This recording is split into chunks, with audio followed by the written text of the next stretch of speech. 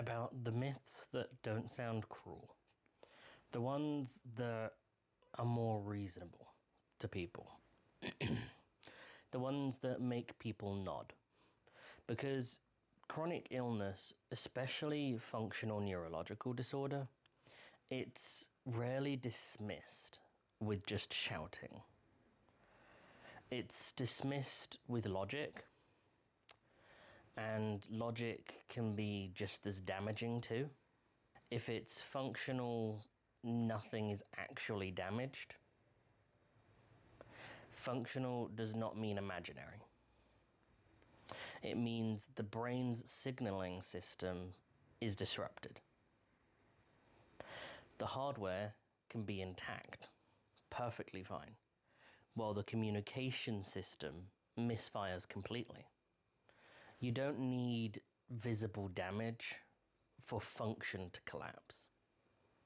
You don't need visible harm for function to not work properly. And if your brain can't send or receive signals properly, the movement changes. The speech changes.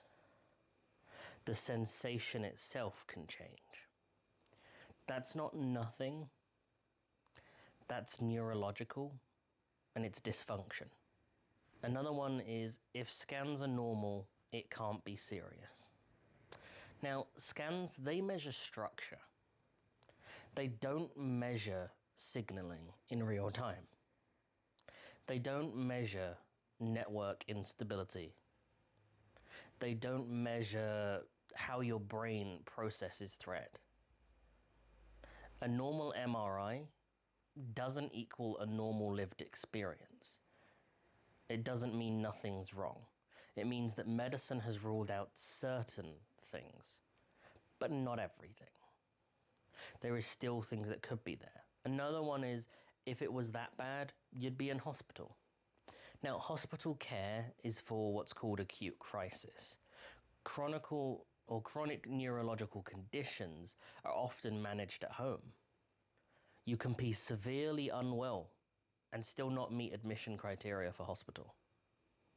You can be struggling on a day-to-day basis and still be told that you have to manage it all by yourself. Visibility in a hospital bed is not a measure of the severity of the chronic illness or your condition. Another one is that you just need to build your resilience. Resilience doesn't rewire a dysregulated nervous system. You can't mindset your way through misfiring neural pathways. You can't just rewrite those pathways because of your mindset. You can develop coping skills. You can increase tolerance gradually. But resilience itself isn't a cure. And suggesting it, that turns physiology into a personality test. Another one that people do is, if you stop focusing on your symptoms, they'll just reduce down. Now, awareness is not the cause. Being aware of your symptoms is not the reason they are there. Monitoring your body didn't create the dysfunction that you're experiencing. And people with chronic illness focus on the symptoms because symptoms interrupt their life. We focus on them to help us manage. And ignoring the neurological instability isn't going to stabilize it. It just delays support. Another one is, it's probably subconscious. Now, I know a lot of you have heard this. In other words, subconscious does not mean controllable. You cannot consciously override a nervous system that is stuck in survival mode. FND, it's not a choice that people make. It's not a choice that people decide to have. It's happening out of sight. It's an involuntary dysregulation. And there's no hidden switch that you're able to just flip and make it better. Another one is that if you were in the right environment, you would be perfectly fine. Environment matters, yes, it does. But it's not a magic fix. It's not going to solve everything. Support can reduce the stress that you're going through. Stability itself can reduce the frequency of your flares. But it doesn't erase the neurological vulnerability that you're experiencing and that is part of your condition. You can feel safe and still experience these symptoms. It doesn't mean that you're doing something wrong. Another one that people have said many times is other people have it worse. I've heard this a lot. And suffering isn't competitive.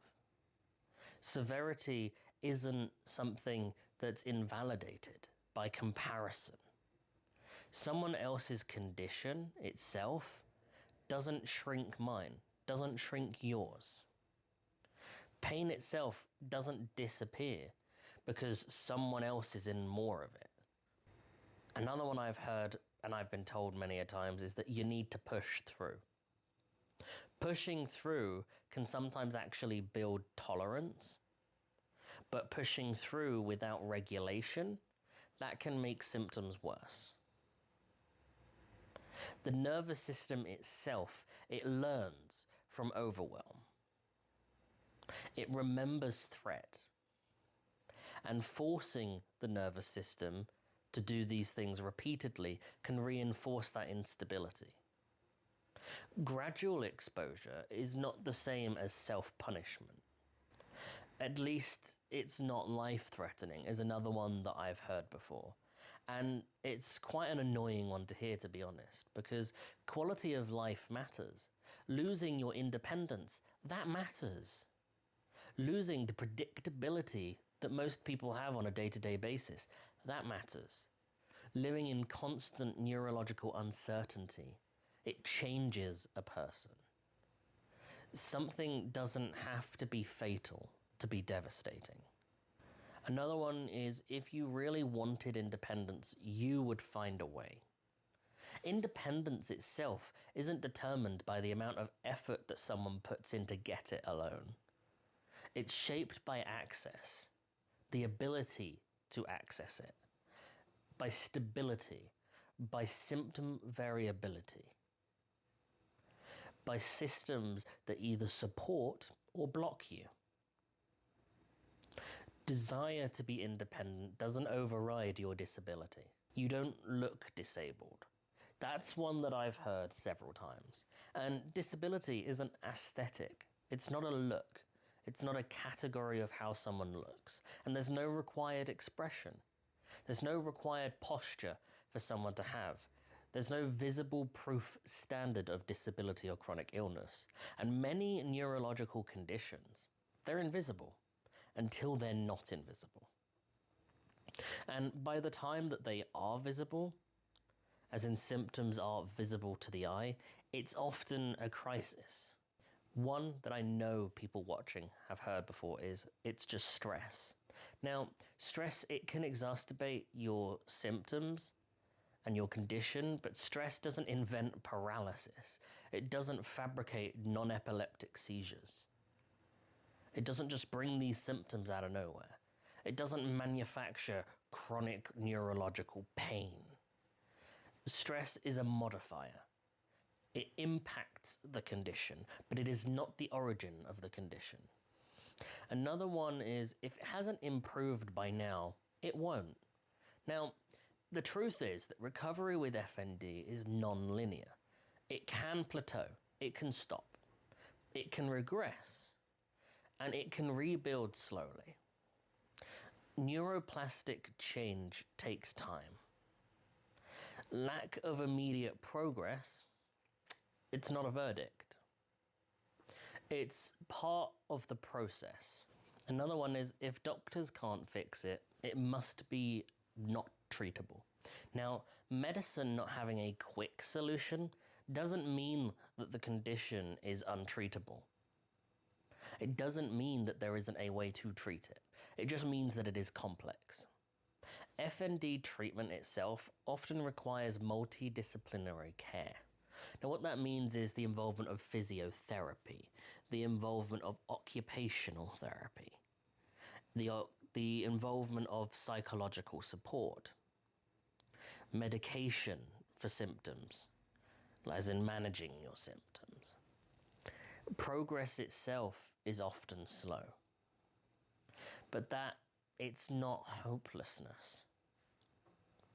That itself is neurological retraining the process of retraining your nervous system.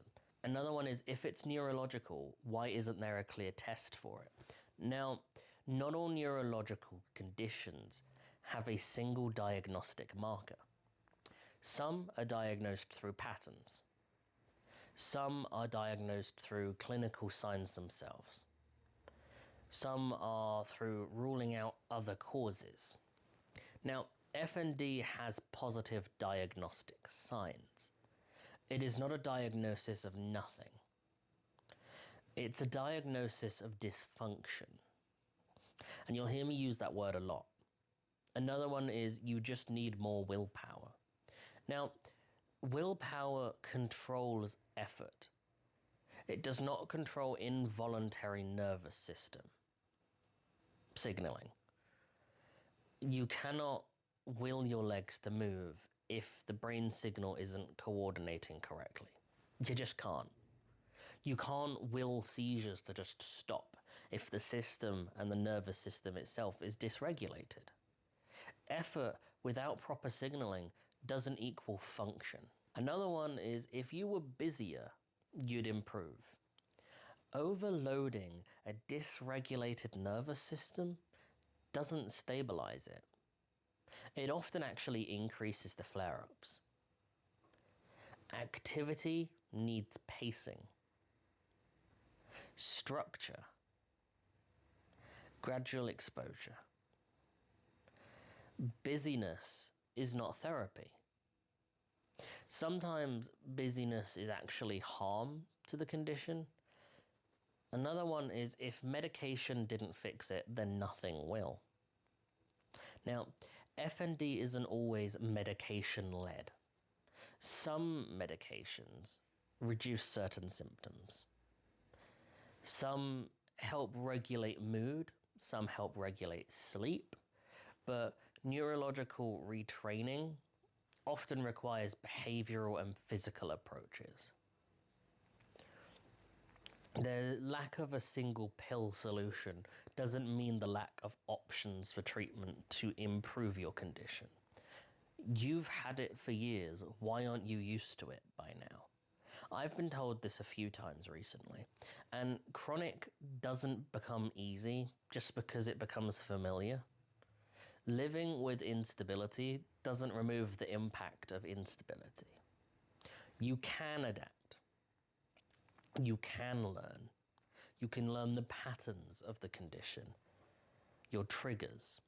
But unpredictability remains stressful. The body doesn't just normalize dysfunction just because of the fact that time passes by, just because you've had these symptoms a while. If you laugh and smile, you must not be struggling. Now, people with chronic illness still experience joy. Humor, it doesn't cancel pain. A good moment does not erase a hard day. Emotional expression is not a severity scale. Expressing our joy doesn't mean that we're not suffering. Maybe you're subconsciously holding on to it. No one holds on to a loss of function. No one clings to instability. Chronic illness is not an identity that you refuse to just release. It's a condition that you're trying to manage. Suggesting that someone is attached to dysfunction misunderstands survival. People adapt because they have to, not because they want to stay unwell. Another one is, you just need a more positive mindset. I really don't like hearing this one because mindset can influence coping, but it doesn't repair dysregulated neural circuits. You can be hopeful and still symptomatic. You can be grateful and still disabled. Positivity is supportive. It's not curative. It doesn't fix the condition or your symptoms. If you really needed help, the system would provide it. Systems, they're overloaded, underfunded. They really are. And another thing that they are is inconsistent.